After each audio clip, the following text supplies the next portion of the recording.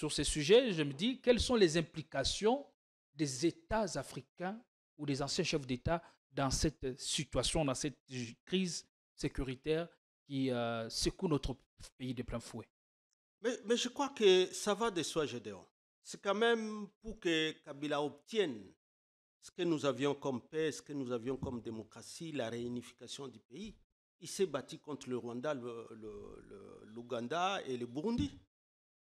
Donc il connaît bien en réalité cette guerre. Et il a obtenu des résultats, pas les moindres. Donc il a un maximum de soutien jusqu'à ce jour. Jusqu'au dernier qui est l'accord 4 d'Addis Abeba, que Félix n'a jamais utilisé. L'accord 4 du 24 février 2013. Les mécanismes de suivi au niveau national. Parce qu'au niveau international, si, comme on l'a dit, Félix, avec ses ministres des Affaires étrangères, ou c'est pas moi conseiller, s'il lui avait dit, pour éviter la guerre, comme que la guerre ne soit relancée dans notre pays, partons plutôt des acquis, Kabila. Une piste sérieuse évoque la possibilité de voir le Raïs Joseph Kabila mettre cap sur la ville de Kisangani. Qu'en savez-vous?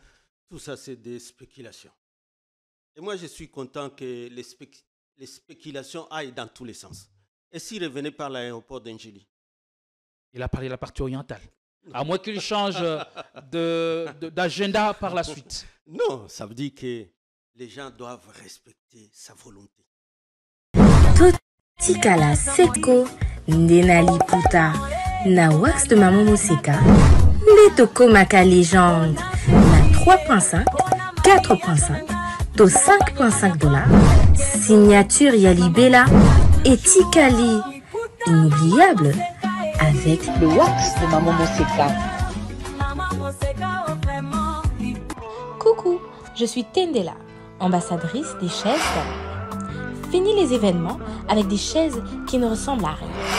Fini les fêtes ou le deuil avec des chaises qui ne nous honorent pas.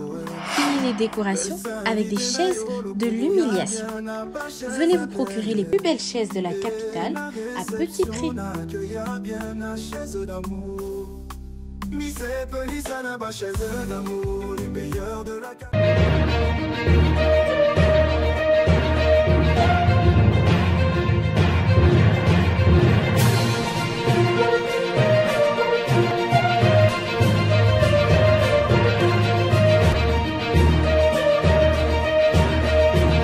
Le ciel congolais est chargé de nuages. Dans les jours à venir, il pourrait nous apporter de la pluie ou de la grêle selon l'évolution des événements. Au cœur de l'actualité, l'ancien chef de l'État, Joseph Kabila Kabange, dont l'annonce du retour au pays suscite une vive polémique, reste égal à lui-même, voire imperturbable. Alors, à travers ces numéros, nous allons nous poser des bonnes questions, comme nous savons bien les faire. Dans quel contexte s'inscrit ce retour? Faut-il y voir un avantage ou un danger? Merci de nous rejoindre. Bienvenue à ce grand rendez-vous incontournable de l'actualité en République démocratique du Congo à travers ces plateaux.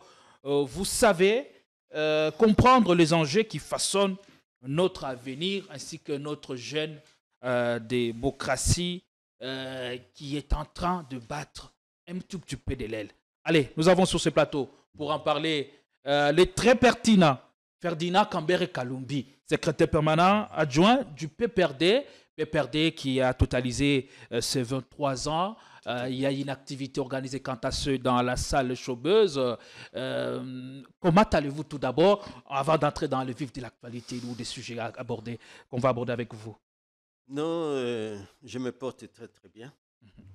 Je profite ici pour encore une fois saluer les autorités de mon parti, commençant par le Raïs Joseph Kabila Kabange lui-même, ainsi que les secrétaires permanents, les vice-présidents, Obemina Kou, les secrétaires permanent et tous les autres cadres du parti, membres du bureau politique, conseil national ainsi que tous les autres partis qui animent les partis là à tous les niveaux. Ça veut dire non seulement au niveau central, mais au niveau des provinces, au niveau des territoires et des villes, au niveau des communes, au niveau des chefferies et au niveau des villages. Parce que notre parti est implanté. Je crois que vous étiez là pour couvrir avec l'ensemble de vos confrères. Les médias ont répondu à cet appel qu'ils reçoivent par cette occasion. Mes remerciements pour le travail qui a été abattu. Et je l'ai dit en tant que celui qui a été chargé de la présidence de la commission des communications et que je crois même dans la réunion d'hier pour l'évaluation, je crois que c'est quand même une commission qui a été saluée pour le travail abattu, ainsi que les interventions qui étaient musclées et profondes. Très profond. Commençant par celui, bien sûr, du professeur Auguste Mampouya, une activité à la hauteur de votre parti qui célèbre ses 23 ans. Je voulais commencer par celui qui est l'organisateur. Tout à fait. Le secrétaire permanent. Je vois un discours musclé. Le vice-président qui a fait aussi une intervention profonde de tous les symboles, même de cette endurance et de cette résistance de tous les membres depuis les débuts. Et que donc maintenant sur le plan scientifique, l'intervention du professeur Auguste Mampouya qui était nécessaire, mais les autres interventions du parti qui ont suivi pour faire les bilans. En réalité, si on peut bien comprendre le professeur Mampouya lorsqu'il parle des partis politiques et de la démocratie, et que à ce qui concernait notre parti, il a fait quand même cette je vais appeler ça interpellation ou motivation à ce qu'en tant qu'ancien parti au pouvoir, aujourd'hui dans l'opposition, nous avons, pour nous faire accepter à avoir l'offre politique, parce qu'il a beaucoup insisté sur l'offre politique, à donner à cette population en quête. Il faut à tout prix qu'un nouveau vent souffle au sein du PPRD. Voilà, un nouveau vent, et il a insisté sur ça. Un nouveau vent ne veut pas signifier nécessairement qu'il faut changer les personnes qui sont là pour amener des nouveaux. Non, c'est plutôt l'offre politique. La population doit pouvoir comprendre le PPRD, qu'est-ce qui nous apporte de nouveau pour montrer la rupture avec les régimes qui est là, les régimes Félix. Et je crois que dans l'exercice qui a suivi pour les intervenants, j'ai suivi la percutante intervention de l'SPA Luke Kassongo qui a fait un bilan par les moindres. Le bilan de l'ancien chef de l'État, on ne peut pas les dissocier. Ou le bilan du PPRD, on ne peut pas les dissocier dans l'ancien chef de l'État. Mais bien sûr. Il faut voir les deux. Mais bien sûr, parce que c'est cela. On a un parti politique, parce que vous avez suivi l'ancien secrétaire, le tout premier secrétaire général, l'honorable Tchikez Diemou, qui a montré dans quel contexte le PPRD a été créé. Et qu'était vraiment le souci d'Iraï Joseph Kabila Kabange d'avoir cet outil politique pour conduire sa vision, pour matérialiser ou porter sa vision, si je peux le dire. Et donc, quand l'SPA Luquin revient sur les bilans en introduisant dans ce sens-là qu'on ne saura pas dissocier les bilans du PPRD de celui du président au pouvoir, oui, parce que lorsque vous lisez tous les discours, pour ceux qui se donnent le temps de lire, par exemple, les anciens discours qui sont compilés dans des document intéressant de la présidence. Lorsque vous lisez tous les discours, dirait Joseph Kabila Kabange à la tête du pouvoir, vous allez constater effectivement que ce discours-là et la vision, porte la vision qu'a le rey Joseph Kabila Kabange. Alors, donc, pour les 18 ans, les bilans du PPRD, lorsque nous les justifions pour les 18 ans, ça doit se confondre nécessairement. C'est tout ce qu'il a réalisé à la faveur de ce pays pour la réunification du pays, pour la démocratisation et pour les efforts de la reconstruction. Vous allez voir que dedans, déjà, c'est le nom du PPRD, un parti du peuple. Il faut les mettre ensemble, il faut être un rassembleur de toutes les forces politiques. C'est ça qu'était Sun City, où les gens devaient se mettre ensemble pour se parler et parler ensuite de la démocratie, ça veut dire de comment il faut chaque fois accéder au pouvoir, de l'état de droit et de parler de programme de la reconstruction. C'est ça qui était important. Et je crois que tout ça a été maintenant à la fin rassemblé et expliqué politiquement par les camarades secrétaires permanents Emmanuel Ramazani Chadari dans son thème sur la résistance. Et où il a montré que dans tout cela, la résistance dans laquelle il a fait une très belle comparaison entre la résistance et l'opposition et expliquer pourquoi nous sommes dans la résistance qui n'est pas la résistance qu'il faut comparer à celle de la France des années 1800 et ainsi de suite. Mais notre résistance consiste à dire non à la dictature. Tout un état d'esprit. Voilà, c'est tout un état d'esprit à dire non et nous ne sommes pas opposants parce que nous n'avons pas participé aux élections. Et donc, en réalité, l'opposition ne doit être vue que dans le sens où elle a participé ou non aux élections, mais lorsqu'il y a un victorieux qui a gagné les élections, cette opposition accepte qu'il y ait eu une majorité et qu'elle n'ait pas été, elle, majoritaire, et qu'elle accepte donc que les choses. Ce qui est le contraire de la famille politique, dirait Joseph Kabila Kabange, qui a contesté ces élections. Ces parce élections qui vous, étaient chaotiques. Il y a eu de nos élections. Voilà, ça veut dire pour nous, c'est que ces élections chaotiques, tout le monde sait vu comment ça s'est déroulé, avec une CENI non consensuelle, une cour constitutionnelle formée ou constituée de la manière où toutes les lois de la République étaient violées, et même le déroulement lui-même de ces élections, et l'après-élection, tel que ce gouvernement est en train de se comporter, où on a vu 3 mois après. Donc, décembre 2023, déjà à moins de 3 mois, c'était les Kabouya qui étaient dans les médias pour annoncer les zones de turbulence. On ne savait pas à quoi ça allait ressembler. Quand nous voyons leur comportement aujourd'hui autoritaire, où ils se cachent dans une sorte de syndrome finalement des boucs émissaires, où finalement leur cible est noquée comme cible pour cacher leur échec, pour cacher leur incapacité à diriger les pays, pour cacher même ces zones déjà occupées par les forces qu'ils ont invitées ici à Kinshasa. Je parle d'IM23 pendant 14 mois, les forces étrangères qui sont là-bas, malgré le fait qu'aujourd'hui, il y a une résolution des Nations Unies qui a invité toutes ces forces à rentrer dans le pays. Mais le gouvernement ici se complète toujours dans la jouissance, c'est complet dans ces syndromes, comme je viens de le dire, des boucs émissaires où c'est Kabila qui est pris comme cible.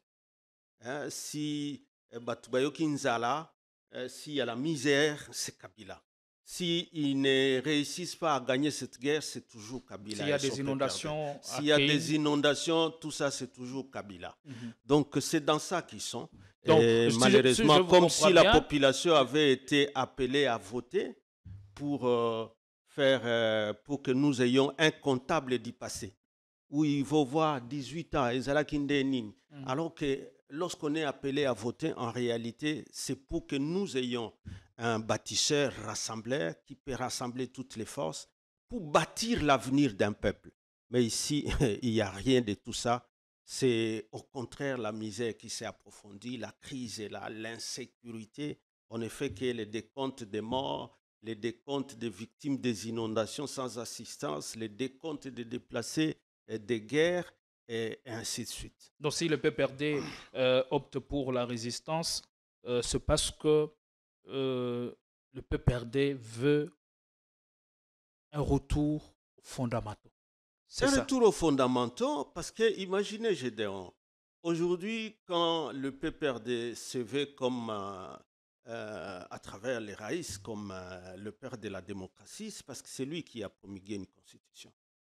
C'est pour que plus jamais quelqu'un, lorsqu'il accède au pouvoir, il n'ait ses velléités ou ses rêves de vouloir diriger le pays sans respecter la Constitution. Qu'est-ce qui fait de lui père de la démocratie exactement? Mais c'est tout ce qui a été démontré le lundi là, dans le bilan de 23 ans, où quand même, en réussissant d'être fédérateur, rassembleur de toutes les forces politiques de la nation.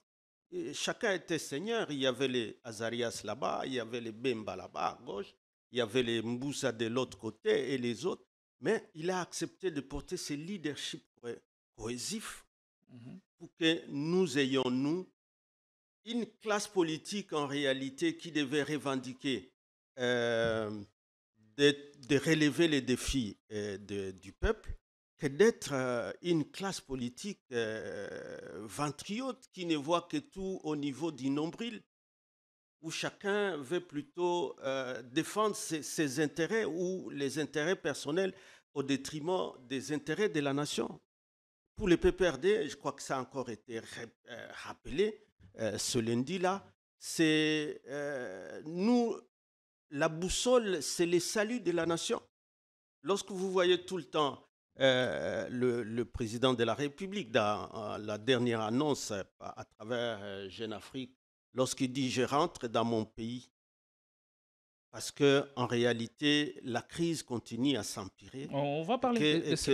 Donc, nous, la boussole, c'est le salut de la nation. Et quand on est en face des dirigeants pour qui les intérêts sont visiblement ailleurs, même ce qu'on nous disait que finalement ils vont, parce qu'ils ont préféré allier place de ce qui est recommandé dans les différentes résolutions, de tous les processus entamés, que ce soit à Luanda, que ce soit à Tanzanie, les sommets conjoints SADC et EAC, que ce soit dans la résolution 2773 du Conseil de sécurité de l'ONU, où il est mis en priorité sur un dialogue national inclusif. Mais bon, ils sont ailleurs. C'était quoi hier, le 9 Doha. Ils devaient se rencontrer à Doha, là, M23 et le gouvernement Tshisekedi. Mais encore là, non, des caprices. La population ne comprend rien. Ils se sont contentés ici dans des consultations par les secrétaires, comment on appelle, les conseillers spéciaux en matière de sécurité. En vue de 2 la semaines formation en train de voir simplement qui de l'IDPS est passé, un autre de l'IDPS, qui de telle autre branche de l'IDPS, qui de l'Union sacrée. 2 semaines. Donc en train de le faire perdre. On va rester sur l'activité de lundi. C'est tout ça qui vous pousse aujourd'hui à résister. Bien sûr. Et vous avez célébré avec faste le 23 ans du PPRD. Personnellement, à quoi ressemble cet enfant de 23 ans qui est passé par toutes les étapes de la vie et même par toutes les épreuves? Est-ce qu'il a grandi en maturité et même en intelligence pour la reconquête du pouvoir par des voies non détournées, comme vous l'avez si bien répété lundi dernier? Oui, je crois que l'exercice auquel s'est donné le camarade vice-président, le camarade Aubin, c'est cela. C'est 23 ans, ce n'est pas peu. 23 ans, c'est quand même cet enfant qui est, parce qu'il comparait ça au mariage, et il faut ajouter toujours politique, mariage, politique. Tout à fait. Où nous nous approchons donc des noces politiques de 25 ans. 25 ans, normalement, c'est quelle noce? Noce jubilé d'or. Et que ce jubilé-là, pour l'atteindre, en réalité, ça veut dire que quand on parle de l'or, c'est l'or qui peut être éprouvé par le feu. Vous savez, pour éprouver l'or, c'est par le feu.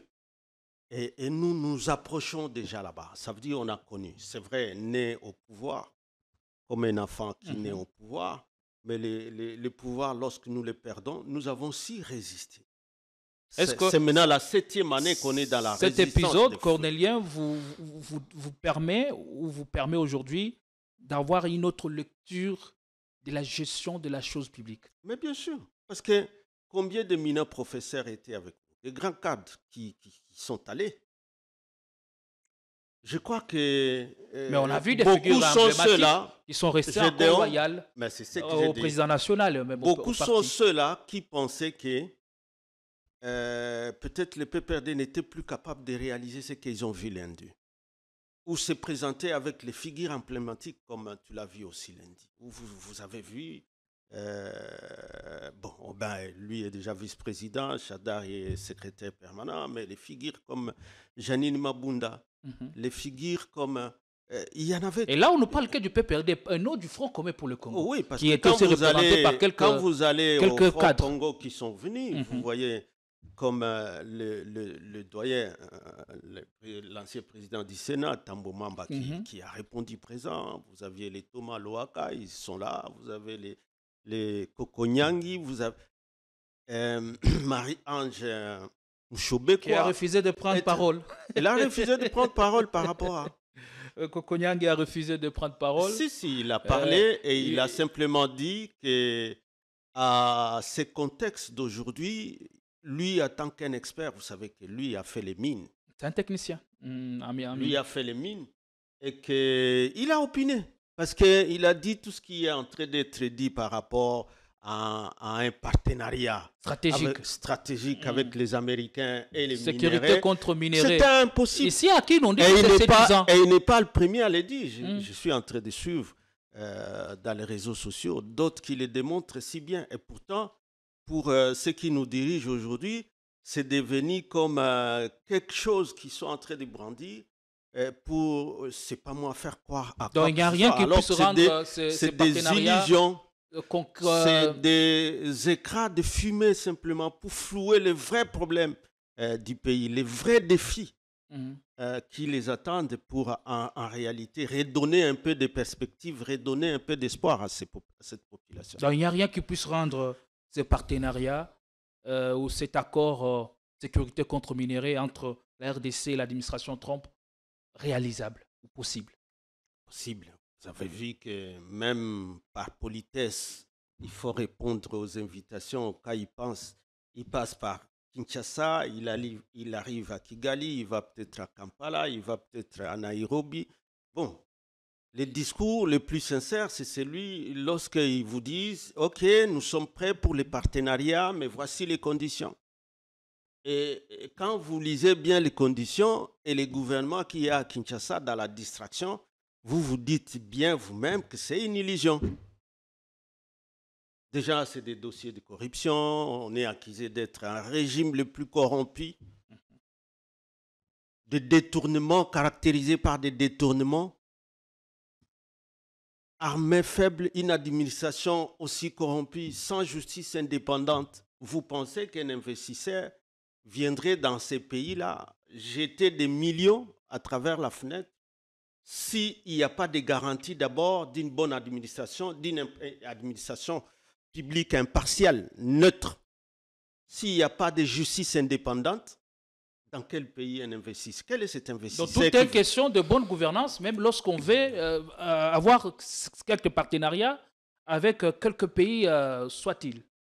Mais bien sûr. Ce sont les garanties de bonne gouvernance que vous acceptez qu'il y ait d'abord la démocratie est la bonne. Et pas des autorités déjà illégitimes. Je répète que nous sommes plutôt des résistants. Nous sommes contre l'autoritarisme. Et j'ai vu certains milieux occidentaux les qualifier plus que nous. Autoritarisme ethnique ou tribal.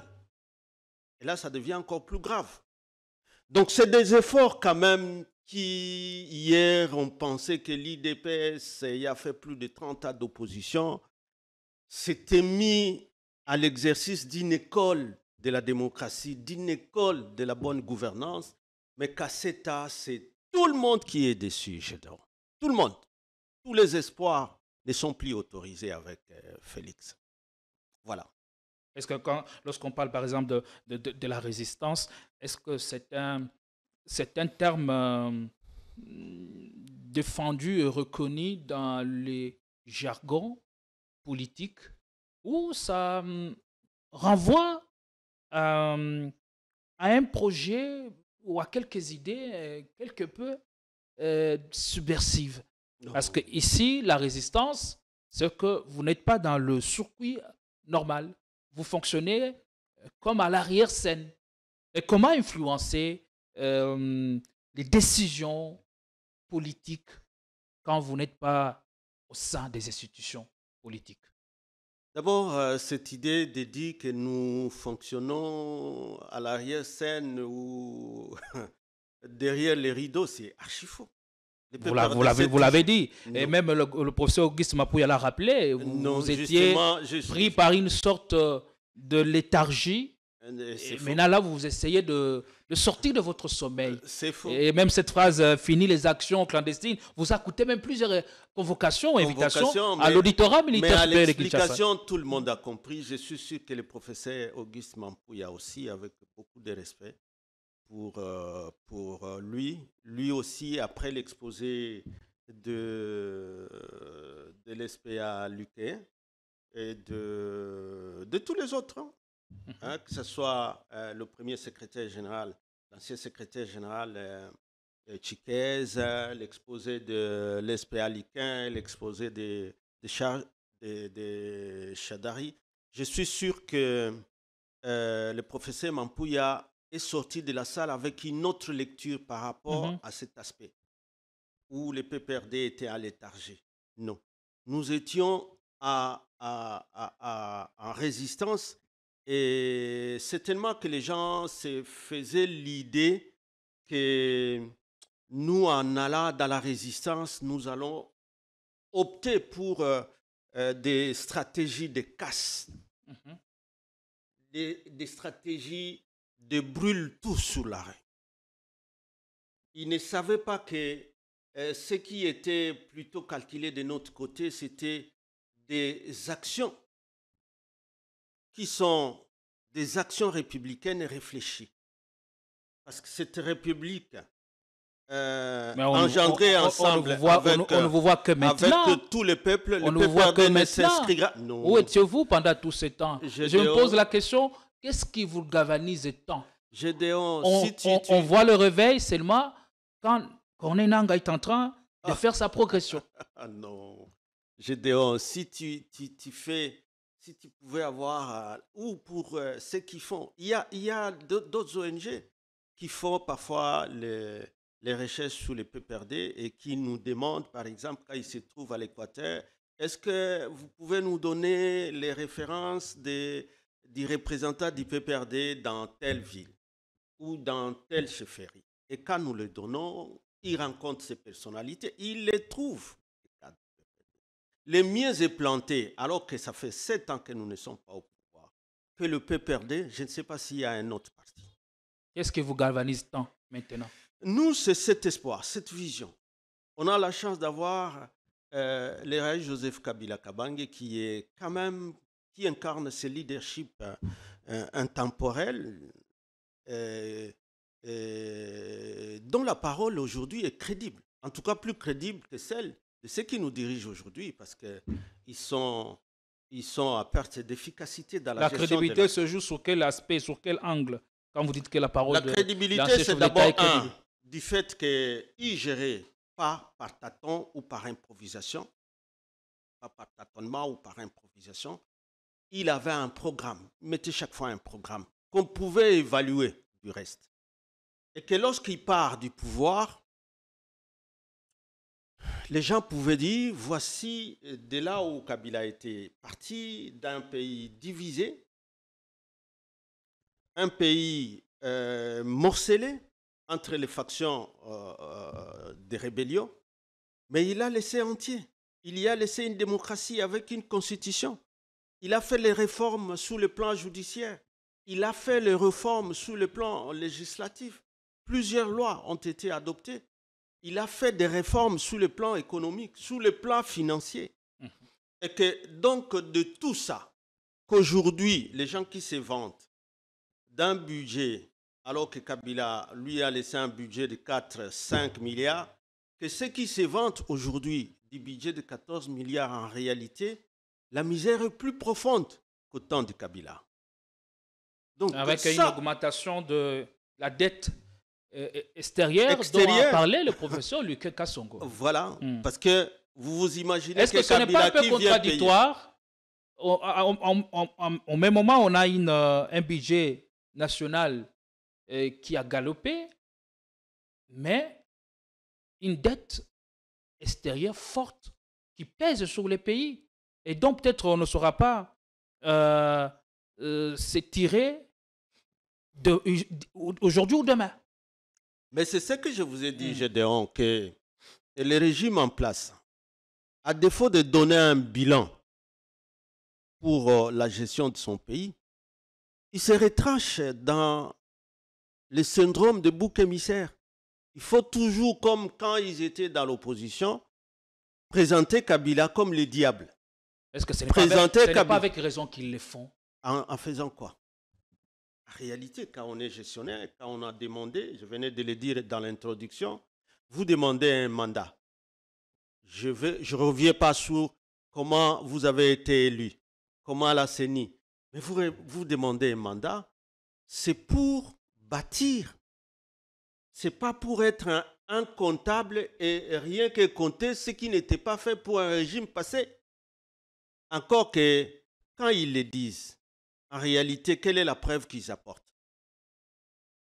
Parce que si on se met dans l'exercice comme l'a fait l'esprit alicain de présenter un bilan et qu'à 25 minutes, il a présenté ce qu'il a fait, mais si lui-même l'a dit, s'il fallait le présenter en entièreté, les bilans d'Iraï Joseph Kabila Kabange, personne ne saura.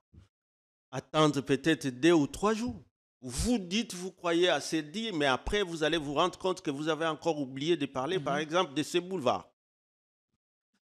Même si vous êtes dans la profondeur. Qui compte 8 bandes à ce jour, autrefois, et les gens ont peut-être déjà oublié.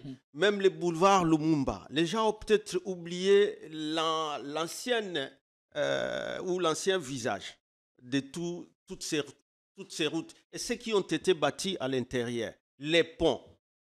Ne parlez pas des écoles, ne parlez pas des hôpitaux. Mais là, vous refaites seulement sur ce qui a été fait. Mais il y a aussi des choses qui n'ont pas été réalisées. Mais bien sur sûr, votre mandat. C'est peut-être sur ça que le pouvoir en place, c'est rabat. Non, justement, si c'était rabattu sur ça, il devait nous dire, voici où Kabila s'était arrêté et nous, ce qu'on a fait en plus de ce que Kabila a fait. Tout le monde serait en train de l'applaudir aujourd'hui. Tout le monde serait en train de l'applaudir. Des pompes aux eaux, des routes construites, des hôpitaux et des écoles, que de parler de manière théorique d'une gratuité de l'enseignement, gratuité de la maternité, alors qu'on n'a vu aucun hôpital construit, aucune école construite. Alors, à ce moment. Il y a des écoles construites. Dans quel endroit, justement? Du programme PEDEL 145 territoires. À quelle quantité? Parce que c'est ça.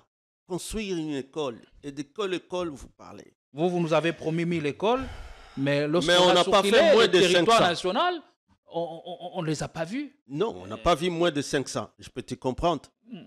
Et si on a réalisé déjà plus de 500 écoles sur les 1000 projetées, et en mettant là-dessus tout ce qu'il y a eu comme contrainte dans l'entretemps, pour chaque coin, par rapport à l'acheminement des matériaux de construction.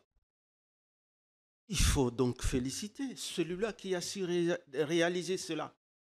Donc, c'est à peu près ça, GDO, par rapport à tout ce que nous avons fait comme célébrer. Malheureusement, c'était le jour, le lendemain du jour où la ville de Kinshasa a été frappée par cette pluie diluvienne qui a créé d'énormes dégâts. D'énormes dégâts. Et malheureusement, l'assistance de ceux qui sont appelés à assister cette population, je crois que, encore une fois ici, l'occasion pour moi de réitérer les mots de compassion et de solidarité qui ont été adressés à la population de Kinshasa par les camarades secrétaires permanents. Oui, vous avez pu observer une minute de silence en mémoire de ceux qui ont été frappés par de catastrophes naturelles. On va prendre le sujet d'actualité au cœur de l'actualité. L'ancien chef de l'État, Joseph Kabila, dont l'annonce du retour au pays suscite une vive polémique. Faut-il y voir un avantage ou un danger? Allez, avec Ferdinand Cambéré, on va essayer de comprendre cela. Qu'est-ce qu'il en sait? La première question, pourquoi Joseph Kabila choisit-il maintenant d'annoncer son retour au pays? Bon, c'est peut-être les gens qui croient que c'est maintenant qu'il l'annonce, mais en réalité, il avait déjà annoncé sa première interview réalisée en Afrique du Sud. Il souhaiterait rentrer chez lui. Bien sûr, qui mettait fin à toutes les activités à l'extérieur du pays, notamment ses études, et qu'il préférait s'occuper aussi de manière pleine de la politique de son pays en tant qu'acteur politique. Il avait déjà annoncé. Quand il a annoncé, je suis surpris que j'attends de l'agitation de la part surtout de ceux qui sont au pouvoir et même de l'opinion de ceux qui sont dans ces partis soi-disant orientales, surtout occupés par AFC et M23. Au sein aussi qu'il y a de l'agitation. Donc tout le monde se dit, mais pourquoi il vient maintenant? Qu'est-ce qu'il vient faire? Mais il rentre dans ce pays. C'est un ancien président de la République. Tout le monde attendait qu'il s'exprime. Il s'est exprimé à plus de deux reprises. Et il a annoncé à tout le monde, il a expliqué ce qu'il voyait dans cette crise-là. La première responsabilité revenant à ceux qui ont la gouvernance dans le pays. Il ne faut pas chercher toujours des boucs émissaires. Il faut dire les choses. Et quand il les dit, ce n'est pas parce que simplement c'est un opposant, c'est en tant qu'ancien président de la République. Il sait. Il le dit d'abord en cette qualité-là. À cette qualité-là, mais aussi en tant qu'acteur politique. Majeur. Et on ne peut pas interdire à un acteur politique de faire une lecture sur des faits politiques de son pays. Alors vous, essayez-vous de comprendre pourquoi tant d'agitation après son annonce de son retour au pays? Voilà, donc je ne m'explique pas cela quand c'est l'IDPS, quand je vois que tout le monde m'appelle Kabouya dit, mais Kabouya là, il est secrétaire général de l'IDPS, président AI, selon ce qu'on nous dit, mais le Sphinx c'est lui-même. Est-ce qu'il a le temps de les suivre dans ce qu'il disait, par exemple, quand l'AFDEL entrait? Il a le temps de suivre Etienne Tshisekedi. Rien que ces vidéos, par exemple la vidéo réalisée avec Fabien Koussanika, notre confrère. Hein. Est-ce que Kabouya a le temps de suivre ce que Etienne Tshisekedi disait à l'époque du régime Mobutu et de la guerre qui venait de l'Est? À un moment donné, il faut se remettre en cause. Vous êtes dans le même schéma. Pourquoi faire revenir cela à la surface? Moi, je viens de vous dire ici, je parle d'un ancien président de la République, le Raïs Joseph Kabila Kabange, qui, quand il choisit de rentrer dans ce pays, lui qui a une résidence à Moussienene, il a une résidence à Beni, il a une résidence à Goma, il a une résidence à Ouvira, il a une résidence à Bukavu, il a une résidence à Kalemi, ou Tanganyika, dans les Tanganyika, dans les Haut-Katanga, dans les Lualaba, je ne sais pas. Ainsi, oui, dans les Lualaba aussi. Il a des résidences ici. Vous avez la ferme de Kingakati. Vous allez lui imposer de choisir, selon vos humeurs, vous, au pouvoir, la résidence par où il doit aller habiter. il n'a pas la liberté d'aller et de circuler, de quitter le pays quand il veut et de rentrer. C'est même une lâcheté pour ce pouvoir-là qui est appelé à assurer sa sécurité. C'est même une honte. Donc, Il serait le plus honoré. Fini la peur pour le PPRD et pour son président national. Quelle est la peur? Nous n'avions jamais eu dans notre agenda de développer une quelconque peur. Lorsque nous parlons de la démocratie de notre pays, lorsque nous parlons de notre nation, pourquoi la peur? Il est allé pour ses études, tout le monde l'a vu, il fait ses recherches, il dit, ok, après le master, j'arrête compte tenu de la situation qui se développe négativement dans mon pays. Je voudrais apporter ma contribution. Et même déjà là, est-ce qu'on ne l'a pas vu opiner par rapport, par exemple, aux groupes étrangers, aux armées étrangères qui sont présentes dans notre armée et que tout de suite, on a vu que son mot a porté, son discours a porté. Ça devait être la joie de tout le monde de voir Kabila revenir dans quelque endroit qu'il voudra choisir. Parce qu'en réalité, maintenant que nous avons la résolution, ils ont l'air fait de route. Hein? Si vous lisez tout ce qu'il y a comme fait de route de Luanda, où il parle de cesser les faits, où il parle du principe de non-agression contre les M23 par les territoires occupés par les M23. C'est eux-mêmes qui ont toujours signé que les territoires déjà occupés par les M23, les FARDC ne peuvent pas les attaquer. C'est eux-mêmes qui ont signé. Et alors, les Congolais qui sont dans ces territoires-là, sont-ils des diables? Ceux qui ont des demeures là-bas, pourquoi les gens ne peuvent pas y venir? Là, vous justifiez le pourquoi de son retour par la partie orientale. Non, mais non, moi je suis plutôt en train de m'interroger sur l'agitation de ceux qui sont au pouvoir, qui signent des actes, mais oublient tout de suite le lendemain qu'ils ont signé, par exemple, qu'ils ne peuvent pas aller attaquer. Qui signent des actes et que par la ministre des Affaires étrangères dernièrement, ils ont accepté qu'ils vont parler avec les M23. Qui signent des actes où il est bien écrit qu'en réalité, la solution ne sera plus militaire. Donc, quand lui opte pour entrer et apporter sa contribution pour qu'il y ait la paix, il ne vient pas dans une logique guerrière, en réalité. Alors, on veut les pousser à rester dehors. Mais pourquoi rentrer par la partie orientale? Parce que ici, son choix pourrait être interprété comme une tentative de rallier des soutiens dans une zone où l'autorité de l'État est contestée. Mais la partie orientale, c'est d'où par rapport à où? La partie orientale, tu commences par la province orientale. C'est Kisangani, il a une résidence. Vous allez à Beni, il a une résidence. Pourquoi ne pas rentrer par Kinshasa, par exemple? Mais pourquoi il doit choisir les bains de fous, la liesse populaire? Ça pourrait quand même. Vous pensez que là, il n'y a pas de population? Le mettre en confiance? Vous pensez que là, il n'aurait pas de liesse populaire? Même s'il atterrissait, par exemple, malheureusement, je ne sais même pas si l'aéroport a été réhabilité. Alors, finalement, donc l'IDPS a en réalité réalisé son plan qui était celui de balkaniser. C'est ça la vérité? Goma et Bukavu, ça n'appartient plus au Congo.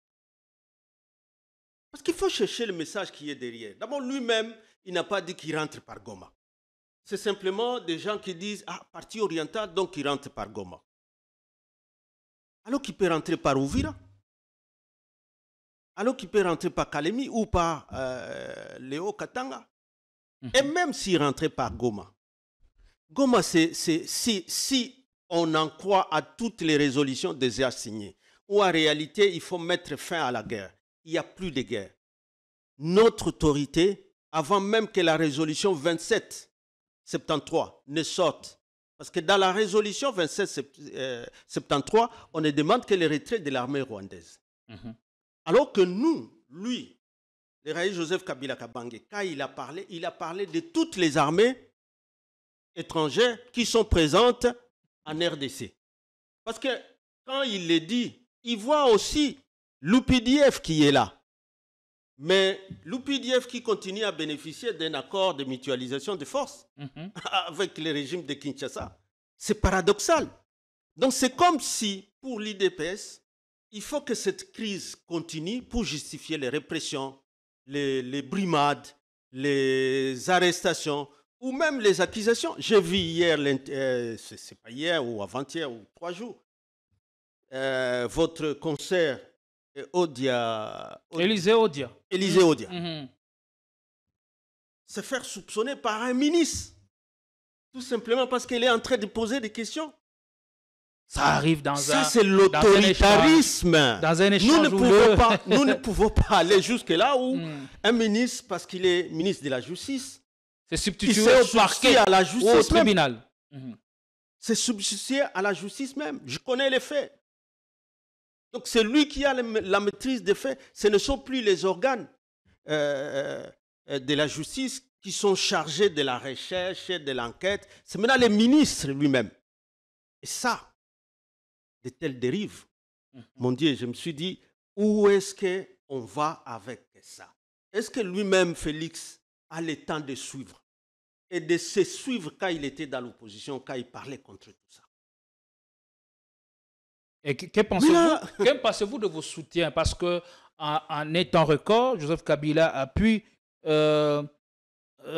former de nouvelles alliances, de nouveaux soutiens qui lui viennent à la rescousse dans cette reconquête du pouvoir ou dans cette mission de mettre fin à la situation sécuritaire persistante dans l'est du pays. Il y a Olivier Kamitatou, qui est porte-parole de Moïse Katumbi, qui a fait un long tweet pour justifier le retour de Kabila et nous dit par où exactement il va rentrer.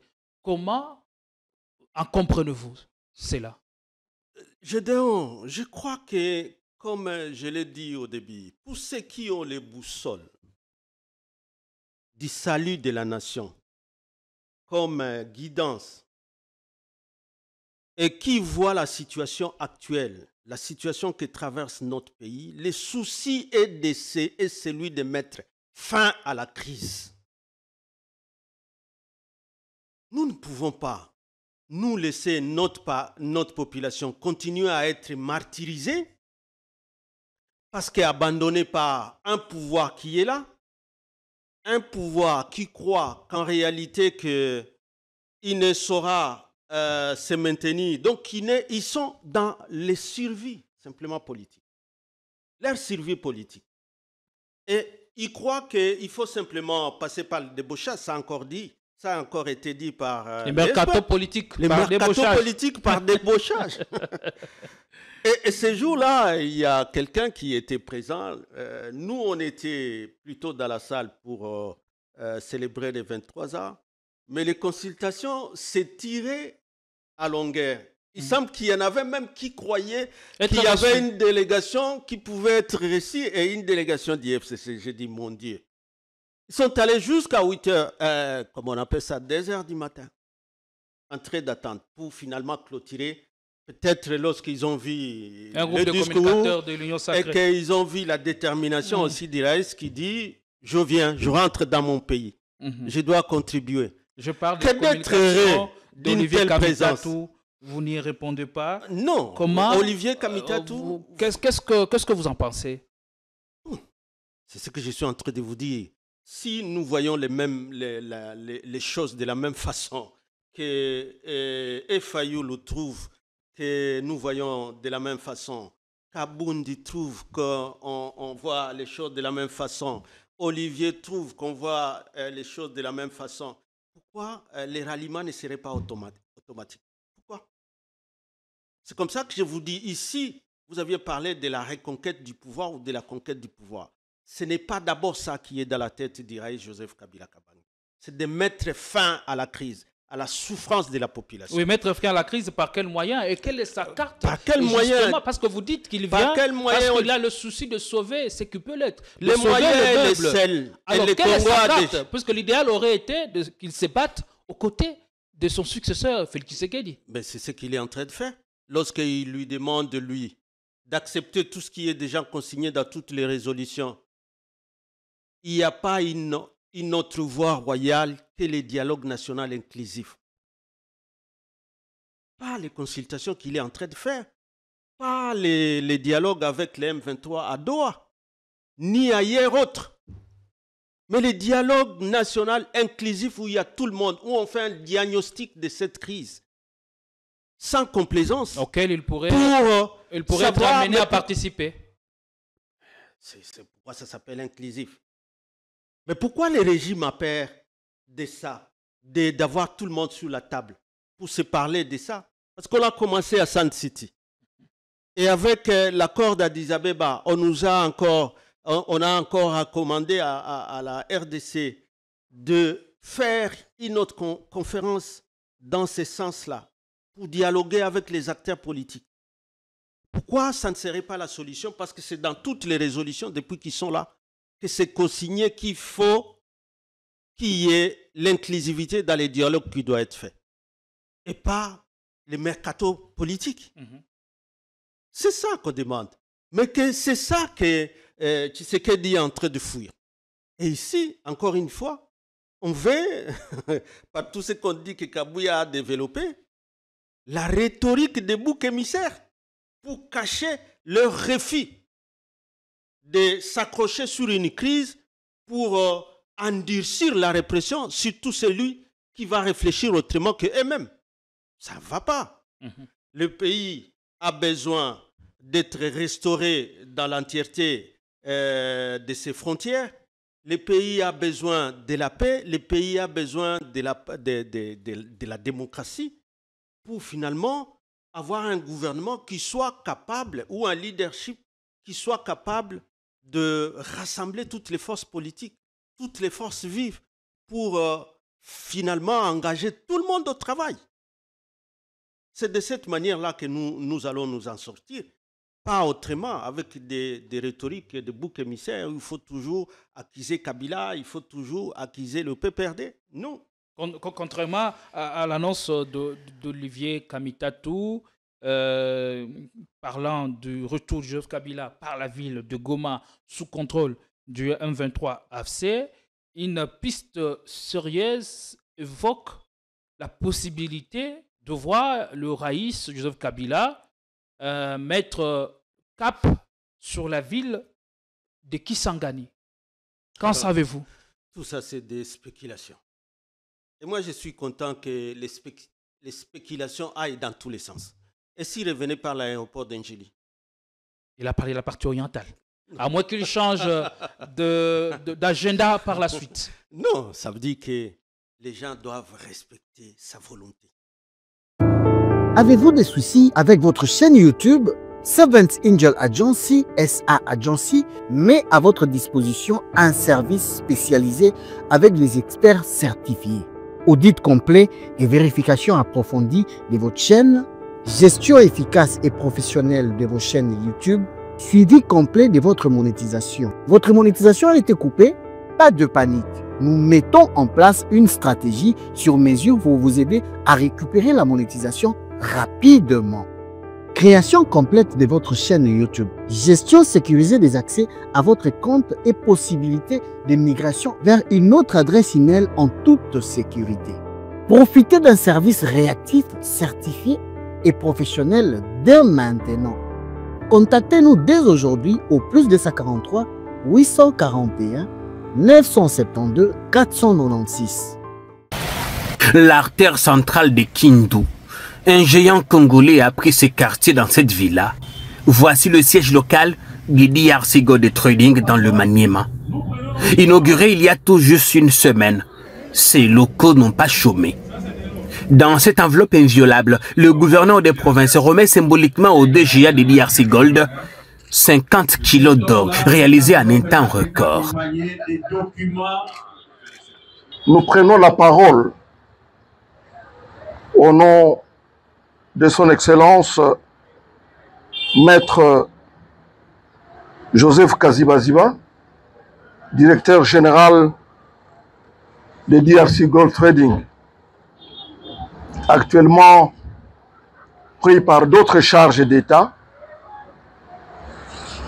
et qui ardemment avait souhaité prendre personnellement part à cette cérémonie, à peine mise en place et en dépit des difficultés d'ordre opérationnel, DRC Gold Trading est heureuse de vous annoncer qu'il sera procédé ce jour à l'exportation via le circuit officiel de près de 50 kilos d'or répartis en 2 lots. Chaque lot, bien sûr, comprenant 25 kilos. 50 kilos en une semaine. Exploit et signe de fierté pour le Maniema qui n'avait jamais exporté le moindre gramme d'or depuis des lustres. Pour marquer la cérémonie de lancement de cette première exportation officielle, DRC a sorti le grand jeu. Autorités politiques, chefs religieux, activistes de la société civile et négociants ont été conviés à la cérémonie parce que l'entreprise tient à jouer la carte de la transparence.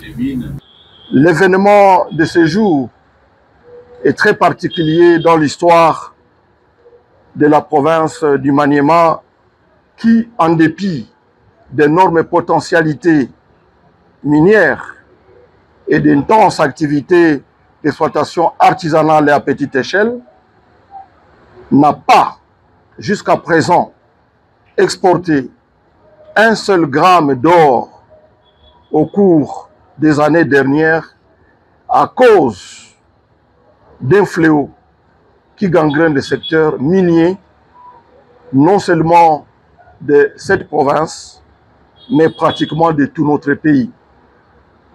Il s'agit essentiellement de la fraude et de la contrebande. Fraude et contrebande, des obstacles majeurs qui font échapper chaque année du circuit officiel au moins 5000 tonnes d'or vendues illégalement dans des pays voisins. La création de l'IRC est une solution sur mesure envisagée par le chef de l'État afin que les richesses du pays profitent d'abord aux nationaux et qu'elles ne servent ni au blanchiment des capitaux, encore moins à financer du terrorisme.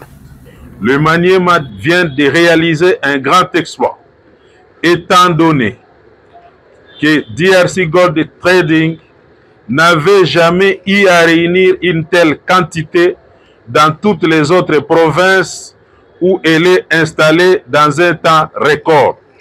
À travers cette exportation, la province du Maniema est désormais inscrite dans les livres d'or parmi les provinces qui produisent et exportent de l'or. Mes remerciements s'adressent au président de la République, chef de l'État, son Excellence Félix Antoine Tshisekedi Tshilombo, qui a pris l'initiative de créer la société DRC Gold Trading. Je le dis sans peur d'être contredit, c'est parmi les meilleures décisions économiques qu'aient prises les chefs de l'État durant ce mandat. Pour 2025, DRC Gold Trading nourrit l'ambition d'exporter au minimum 16 tonnes d'or d'extraction et à petite échelle. Ça représente près d'1,5 milliard de dollars. Il faut dire qu'après la fermeture de ses bureaux de Bukavu suite à la guerre, la société, déjà présente à Kalemi, Buta et Siribunia, compte miser sur Kindu au regard de ses premières statistiques encourageantes. Les succès de l'ex-primaire à Gold ne se limitent pas qu'à la traçabilité. L'entreprise a également permis une meilleure redistribution de revenus au profit des exploitants artisanaux, souvent marginalisés par les circuits traditionnels. On ne le dira jamais assez. DRC Gold Trading est une société publique. L'État congolais y détient 55% de parts sociales contre 30% pour les faux miniers et 15% pour la GECAMI. Nous parlons de sa volonté, il sortira par là où il veut. Nous ne sommes plus dans la guerre en réalité, si vous voyez là. Si vous voyez bien, depuis un certain temps, depuis qu'il a fait ses sorties médiatiques, ni les M23 en réalité, ni le gouvernement en personne n'est véritablement engagé. Si vous voyez les quelques affrontements, si vous apprenez qu'il y a encore quelques affrontements, même dans ces parties-là, vous allez voir que ce sont les groupes armés. Et les M23, on va vous dire, les Nyatura et les M23, on va vous dire c'est les Ouazalendo et les M23. Donc on ne vous dira plus que c'est les FARDC en réalité qui se battent. Donc nous sommes dans quoi dans ces conditions-là? Le gouvernement veut maintenir cette situation chaotique du pays où en réalité ce qui révèle c'est son incapacité de gouverner le pays dans son ensemble. C'est ça qu'il veut cacher. Derrière le nom de Kabila, derrière le PPRD. C'est une lâcheté. Il fallait que l'IDPS en 6 ans montre qu'il a été capable de gouverner le Congo en faveur du peuple congolais. Et non le reste qui va aujourd'hui les suivre dans ce qu'ils sont en train de débiter comme hérésie et mensonge contre Kabila. Et dans le colonne de... Vous savez, lorsque je me rappelle, lorsque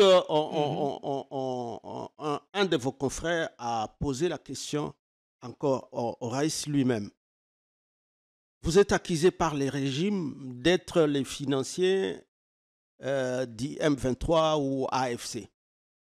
La réponse avait été que si vous rencontrez encore ces gens, je ne sais pas pourquoi vous ne les invitez pas pour leur poser des questions. Vous rencontrez ces gens, posez-leur la question de savoir ou posez-leur la question qui vous apporte des preuves de tout ce qu'ils débitent comme mensonge.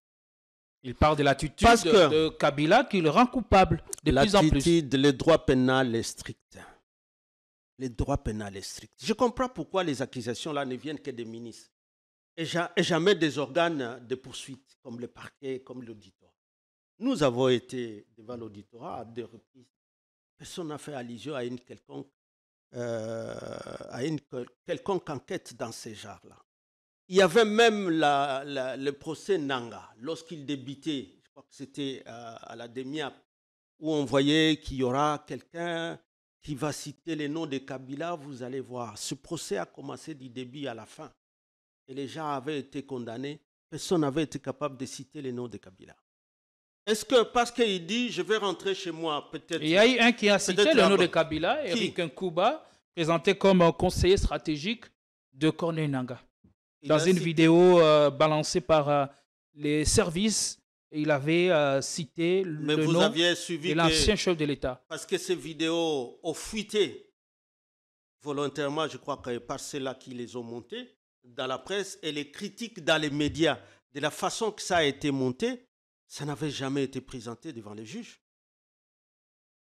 Ça n'avait jamais été présenté parce que c'était tellement léger, c'était tellement flagrant qu'on ne peut pas monter un dossier judiciaire de cette manière-là.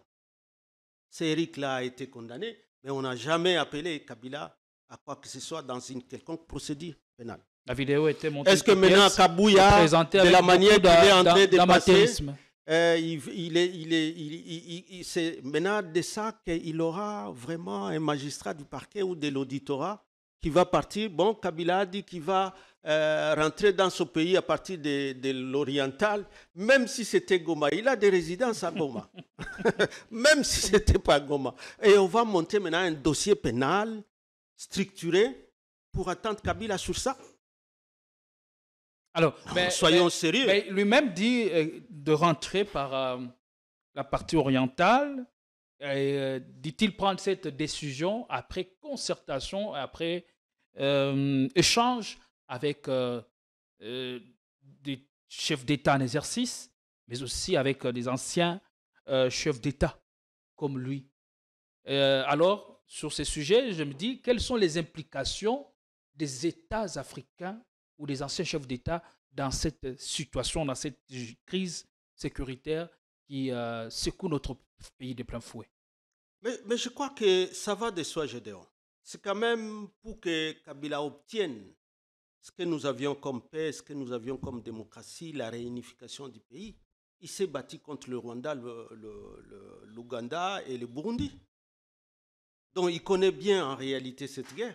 Et il a obtenu des résultats, pas les moindres. Donc il a un maximum de soutien jusqu'à ce jour. Jusqu'au dernier qui est l'accord 4 d'Addis Abeba, que Félix n'a jamais utilisé. L'accord 4 du 24 février 2013. Les mécanismes de suivi au niveau national. Parce qu'au niveau international, si, comme on l'a dit, Félix, avec ses ministres des Affaires étrangères, ou c'est pas moi conseiller, s'il lui avait dit, pour éviter la guerre, comme que la guerre ne soit relancée dans notre pays, partons plutôt des acquis, Kabila. Accord 4 d'Addis Abeba, si le mécanisme de suivi national n'a pas été efficace, qu'est-ce que nous devons faire? S'il fallait un mécanisme de suivi au niveau régional, qu'est-ce que nous devions faire? S'il lui était parti de ça. Mais ils sont partis dans la logique de tout déboulonner, il faut déboulonner Kabila et tous les acquis qu'il y avait, que les mécanismes de suivi de l'accord d'Addis Abeba, c'était plutôt les tremplins pour que finalement, même ceux qui étaient déjà condamnés et qui étaient des membres du M23, dans ce processus de la répression. Parce que Gédéon, nous n'allons pas avoir la paix dans ce pays si nous ne rentrons pas dans tous les mécanismes déjà essayés par les autres États. On passe par les dialogues, on va à la justice transitionnelle, et la justice transitionnelle, c'est lorsque le premier pilier, c'est la recherche de la vérité dans ce qui nous arrive tout le temps. Et vous ne pouvez pas connaître la vérité si on doit se fuir tout le temps. C'est dans les dialogues. La réconciliation passe par la vérité. La réconciliation passe par la vérité. Nous ne pouvons pas avoir des résultats. Et dans ça, il y a Fayoulou qui pourrait jouer un rôle prépondérant. C'est tout le monde. De demander la vérité des tout le monde. De 2018. C'est tout le monde, parce que tout le monde a à dire par rapport à ces élections. Par rapport à l'accord qu'il y avait à Genève. C'est Félix ici qui avait révélé à la nation que c'était un accord pour balkaniser notre pays. Il est au pouvoir et aujourd'hui notre pays est balkanisé. Ils ne veulent pas que les gens aillent à Goma, même pour habiter. Ça veut dire que pour eux, Goma n'appartient plus à la RDC. Pourtant, il y a des Congolais là-bas. Et il y a des Congolais. Et vous pensez que ces gens-là, pour qui les banques ne fonctionnent pas, pour qui il n'y a rien, même les routes, ils sont contents, ils vont attendre que Kabouya ici ait tout l'État d'assouvir ses soifs, de s'enrichir sur la misère de la population. Les massacres vont continuer, les morts vont continuer. Kabouya, lui, il doit savoir qui est allé à Goma, même qui a bu ou qui est allé acheter des bananes au marché. Ce n'est pas possible. Tout le monde demande de mettre fin à cette guerre-là. Et ça ne doit pas être tout le temps au goût des humeurs de ceux qui dirigent ici. On doit se fixer le cap que ce que nous voulons sauver, c'est la nation. Et travailler sérieusement pour parvenir à cette fin. Alors, nous sommes presque à la fin. Des derniers sujets, la rencontre à Doha entre la délégation du M23 et le gouvernement congolais. Pour l'heure, pas grand-chose à signaler, seulement que du côté du M23, on pose quelques préalables qui dit pour parler, négociation, pas de préalable, ce que le M23 appelle mesure de confiance entre le parti pour parvenir à un accord de paix. Qu'en pensez-vous? Désormais, c'est Doha qui en assure la médiation entre le M23 et la RDC. Je dis, le Raïs Kabila Kabanga a déjà dit que la solution du Congo, ce n'est pas en dehors du Congo. Il le dira combien de fois? Mais le problème, c'est que maintenant, quand il dit « moi, je voudrais revenir », ça devient un problème. Ça veut dire qu'il y a quelqu'un, en réalité, parce qu'il a le pouvoir, il veut y rester éternellement. Alors que Kabila n'a pas dit « je vais te chercher du pouvoir ». Kabila dit « je viens apporter ma contribution pour que nous trouvions des solutions idoines ». Et ça ne demande pas la présence des médiateurs. Vous attendez tantôt ancien président de l'Algérie, ancien président, c'est pas moi du Nigeria, ancien président. Est-ce qu'il y a vraiment quelque chose d'aussi insoluble si on a réussi à ce que dans ce pays, pour la première fois, nous ayons une alternance démocratique pacifique?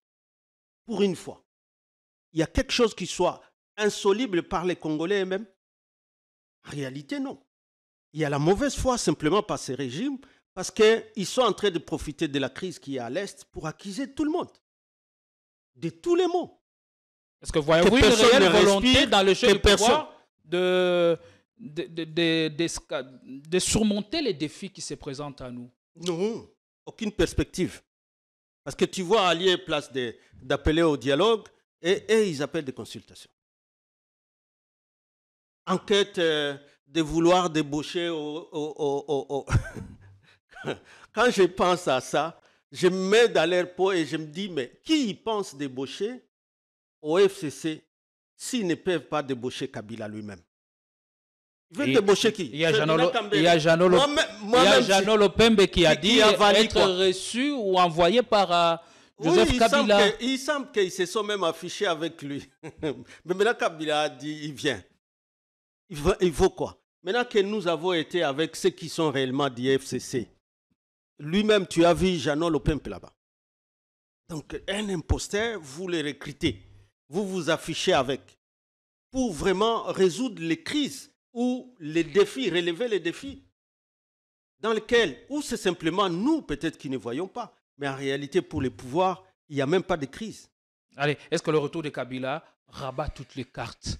Est-ce que ça rabat même les consultations initiées par le chef de l'État ici à Kinshasa en vue de la formation d'un gouvernement d'ouverture, comme ils ont appelé jusqu'à la fin, mais avant c'était un gouvernement d'union nationale.